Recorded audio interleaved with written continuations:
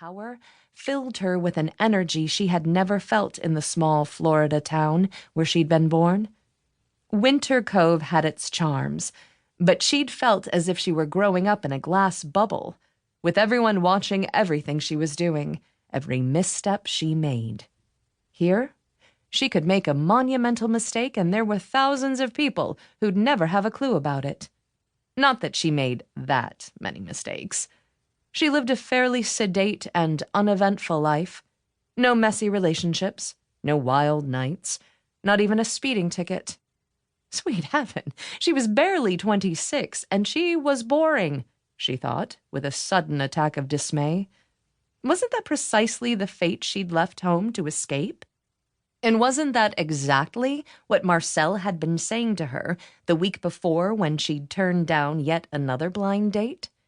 She'd argued the point rather emphatically at the time, but she could see now that her boss had pegged her life exactly right. Fulfilling work that she loved was one thing.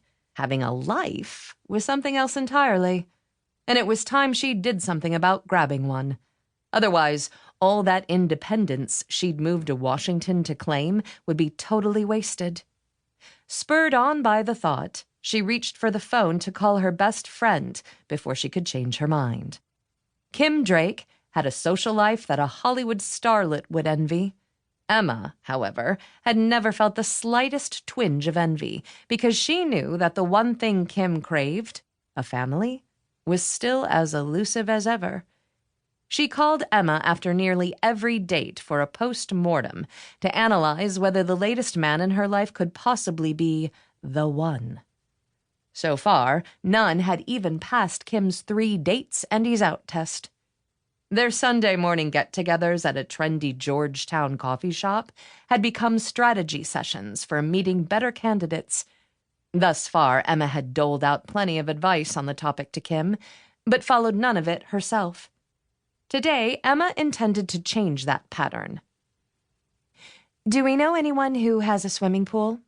Kim asked plaintively as soon as she heard Emma's voice. "I'm sure any number of men in your life live in singles complexes with pools," Emma told her. "Given the disgustingly boring crop of men in my life at the moment, it's not worth it," Kim said. "I'd prefer to swelter. So what's up? I thought you were going to be hip-deep in dusty antiques today."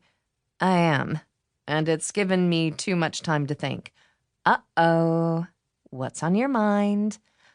"I've decided I need a social life." "Well, hallelujah! Isn't that exactly what I've been saying for months now? Even Marcel, who's oblivious to most things that don't involve him, thinks you're a hermit," Kim said. "Do you want to go out tonight? I have a date with a congressional aide. I'm sure he has friends he could call. We could double." "Which date is this for you and the aide?" Emma asked, suspiciously. "Second. Why?" "That's okay, then." "What are you talking about?" Kim demanded. She sounded genuinely perplexed. "If it were your first date, then you wouldn't know yet whether his friends are likely to be awful," Emma explained patiently.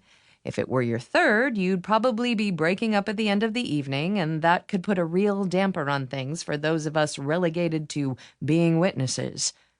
"I am not that predictable," Kim protested.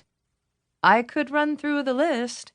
Emma teased the woman she'd known since their first year of college, when they'd shared a dorm room. "We could start with Dirk, freshman year in college. I believe you made a list of his attributes and flaws after the second date and canceled the third. The pattern has been repeated more times than I can count." "God, I hate having a friend who knows my entire life inside out," Kim grumbled. "Do you want a date tonight or not?" Emma hesitated. "A congressional aide, huh?" "He's mine, but I imagine that's where his pool of available friends comes from." Emma hated politics. Living in the nation's capital had given her a jaundiced view of the men, and women, for that matter, who wielded power as if it were their God-given right. They might come to Washington full of high ideals, but it seldom took long for them to learn the art of backroom deal-making. As fascinating as it was to watch it all unfold, she had no desire to get too close to that particular fire.